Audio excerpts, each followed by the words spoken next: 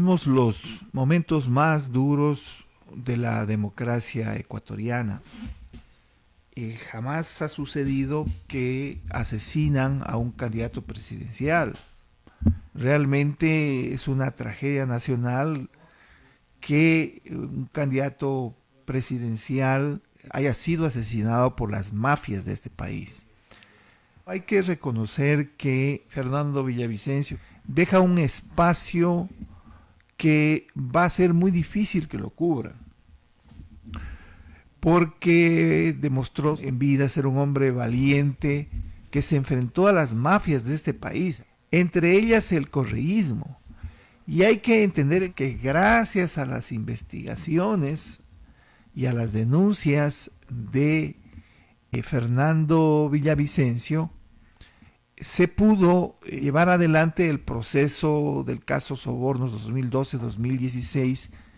y fueron sancionados y tienen sentencia ejecutoriada varios de la cúpula correísta, que fue pues esta estructura delincuencial que se armó en el gobierno de Correa.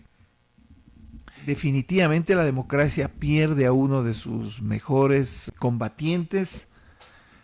y pues lo que se ha hecho en estos días en lo que tiene que ver con el reemplazo de su candidatura, lamentablemente son una serie de leguleyadas que han atentado al derecho a la participación de un sector de la población que está vinculado o alineado a las propuestas de Fernando Villavicencio, y pues ha sido finalmente calificada la candidatura. No está en firme porque obviamente ahí se pueden presentar recursos. El correísmo ha sido señalado, no estoy diciendo que ellos son los responsables del asesinato, pero ha sido señalado como uno de los principales responsables de la muerte de Fernando Villavicencio. Más allá de si apretaron o no el gatillo los sicarios contratados por esa agrupación, ojalá eso no sea así, pero el ambiente de odio, el ambiente de venganza, el ambiente hostil que sembró el correísmo en este proceso democrático que se ha estado tratando de restablecer luego de los 10 años de autoritarismo y de corrupción, hace que la población lo señale a él como principal responsable y sea de alguna manera uno de los grandes perjudicados, pienso yo, de estos acontecimientos. Esperemos para ver el domingo, ojalá no me equivoque.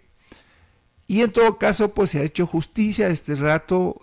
En el movimiento de Fernando Villavicencio hay una nueva voz, que es el periodista Cristian Zurita. Es una persona que conoce del trabajo de Fernando Villavicencio, hizo algunos trabajos conjuntos con él, es una persona capaz, no es un político, obviamente, o no ha sido un político. Vamos a ver cómo lo asume, cómo lo valora la población ecuatoriana, y hay que ver si logra receptar y logra captar todo ese sentimiento, ese movimiento que se ha creado con aquellos que condenan este crimen atroz en contra de la democracia ecuatoriana. Esa es una de las primeras conclusiones a la que llegamos, precisamente por dos razones fundamentales: el asesinato de Fernando Villavicencio y obviamente un sentir de un gran sector de la población en el sentido de atribuirle ese asesinato por lo menos al estilo correísta, y también el pésimo desempeño de la candidata correísta en el debate. O sea, la señora fue a repetir la frase trillada de que ya en el gobierno de Revolución Ciudadana se había hecho, y eso dejó una pésima impresión. A lo que se ha sumado este problema que tiene Correa de la incontinencia verbal, porque cualquier persona en sus cabales pues hace a lo mejor una publicación así muy general y se queda callado, ¿no? Pero se ha puesto a discrepar en redes sociales, y estas últimas declaraciones que yo las escuché, que además hace afirmaciones en el sentido de que quienes estarían en este complot de la derecha que él señala estarían con nombres y apellidos, dijo Correa, María Paula Romo y Patricio Carrillo, lo dijo así. Entonces una persona desesperada que responde así, lo único que hace es hacerle daño a su movimiento. Este rato me imagino que estarán tratando de hacer los cálculos respectivos a ver si pasan o no a la segunda vuelta. Pero definitivamente yo creo que en una segunda vuelta, inclusive con obviamente el correísmo, va a crearse una situación diferente a si no hubiera existido de por medio el asesinato de Fernando Villavicencio, porque definitivamente el correísmo, con esa posición equivocada, eso también de impugnar la candidatura de Zurita cuando todo el mundo está reclamando que le den espacio al sector este de gente buena y de construye, precisamente son ellos los que impugnan esa candidatura. Me da la impresión que el odio es más grande que la razón, porque cualquier persona en sus cabales reacciona de otra manera. Pues si está siendo acosada esa candidatura y señalada como culpable de un crimen, encima de eso va a impugnar a quien lo va a reemplazar. O sea, en política pues es un gravísimo error. Entonces, en la segunda vuelta electoral, con seguridad va a producirse una clara confrontación entre el correísmo autoritario, a quien se le va a seguir atribuyendo la responsabilidad de la muerte de Fernando Villavicencio, y obviamente otra opción que sería la opción democrática, que estaría para disputar con la candidatura del correísmo. Solamente de la experiencia pasada, en lo que respecta, por ejemplo, a la provincia de Loja, pudimos observar que los 4 candidatos que efectivamente habían tenido las mejores, candidatos presidenciales, que habían tenido los mejores resultados a nivel nacional, lograron influir o endosar esos votos para los 4 asambleístas provinciales, sin duda. Caso concreto, por ejemplo, Yacu Pérez y Hervas, que fueron las sorpresas de la campaña electoral anterior y que tuvieron representantes de triste paso, además, ¿no?, en la Asamblea Nacional. Eso va a influir negativamente en el sector del correísmo.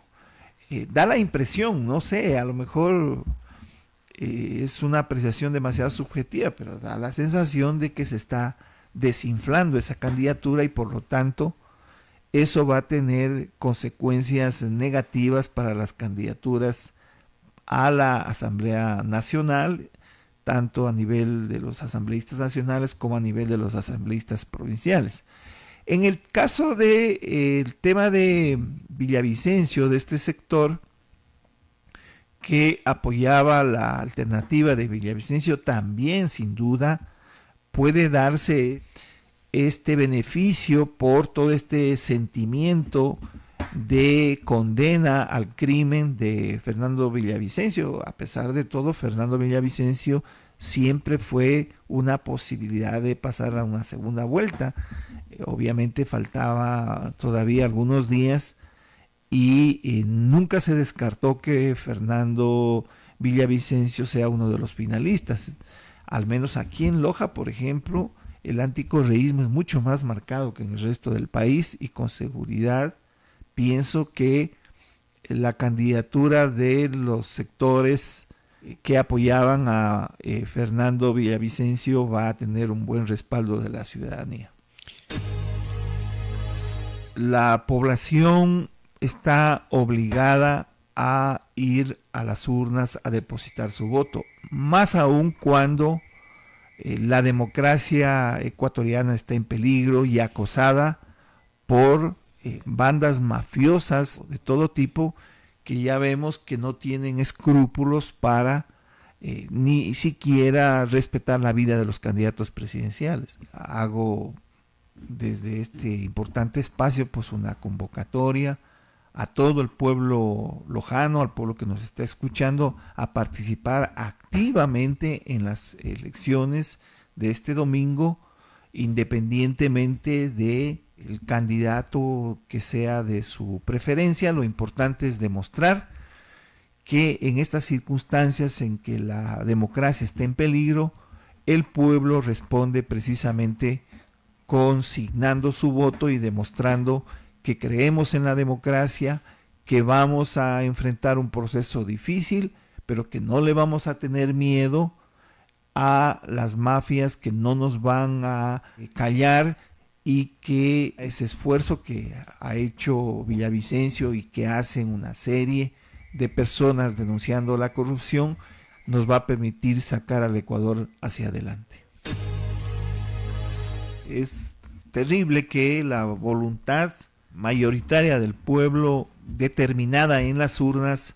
sea cambiada por los fraudes o por una serie de triquiñuelas en el manejo, en la contabilización de los votos. Esperemos que las organizaciones envíen sus delegados